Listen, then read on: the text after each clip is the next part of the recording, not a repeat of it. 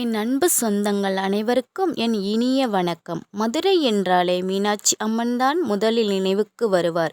ஆனால் மதுரையில் வாழ்ந்த சிவபெருமான் தன் மீனாட்சியுடன் அமர்ந்து அரசாட்சி செய்த தலம் இம்மையிலும் நன்மை தருவார் திருக்கோயிலாகும். இந்த கோயிலில் சிறப்பு அம்சமே சிவபெருமான் மனித வடிவில் இங்கு மன்னனாக அமர்ந்து ஆட்சி செய்ததுதான். இதன் முழுமையான வரலாறை பற்றி தெரிந்து கொள்வோமா? சிவபெருமான் மதுரையில் மீனாட்சி அம்மனை திருமணம் செய்து கொண்ட பிறகு மதுரையின் மன்னராக பொறுப்பேற்றார். ஒரு மன்னராக அவர் செய்த முதல் காரியம் இறைவனை தொழுவது. தான் ஒரு இறைவனாக இருந்தாலும் உலக மக்களுக்கு பக்தி மற்றும் கடமையை உணர்த்த விரும்பினார். அதற்காக அவர் ஒரு லிங்கத்தை பிரதிஷ்டை செய்து தானே அதற்கு பூஜையும் செய்தார். சிவபெருமான் சுவாமி தனக்குத்தானே பூஜை செய்து கொண்ட அரிய தலம் இது. இந்த கோயிலில் பெயர் மிகவும் ஆழமான பொருள் கொண்டது. இம்மை இப்பிறவி நன்மை தருவார், நல்ல பலன்களை தருவார். பொதுவாக ஒருவருக்கு அவர் செய்யும் புண்ணியங்களின் பலன் மறுபிறவியில்தான் கிடைக்கும் என்பார்கள்.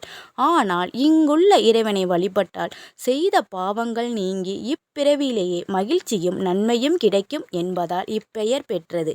இந்த கோயிலில் மத்திய மதுரை மேலமாசி வீதி பகுதியில் அமைந்துள்ளது. இதன் கருவறை அமைப்பு மற்ற கோயில்களில் இருந்து மாறுபட்டது.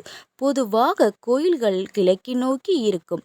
ஆனால் இது மிகவும் சக்தி வாய்ந்த மேற்கு நோக்கிய தலமாகும். கருவறையில் சிவலிங்கத்திற்கு பின்புறம் சிவபெருமான் மற்றும் மீனாட்சி அம்மன் திருமண கோலத்தில் அமர்ந்த நிலையில் காட்சியளிக்கிறார்கள். இது கைலாயத்தின் அவர்கள் அமர்ந்திருக்கும் தோற்றத்தை நினைவூட்டுவதால் இது கைலாய தலம் என்றும் போற்றப்படுகிறது.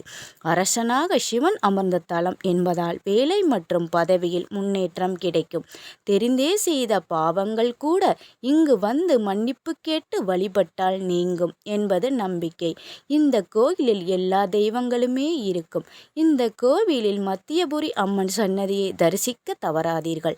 மிகவும் பொறுமையாகவும் அமைதியாகவும் மனதாரவும் வழிபட்டு வாருங்கள். எல்லோருக்கும் நன்மையே நடக்கட்டும். ஓம் சிவாய நமக.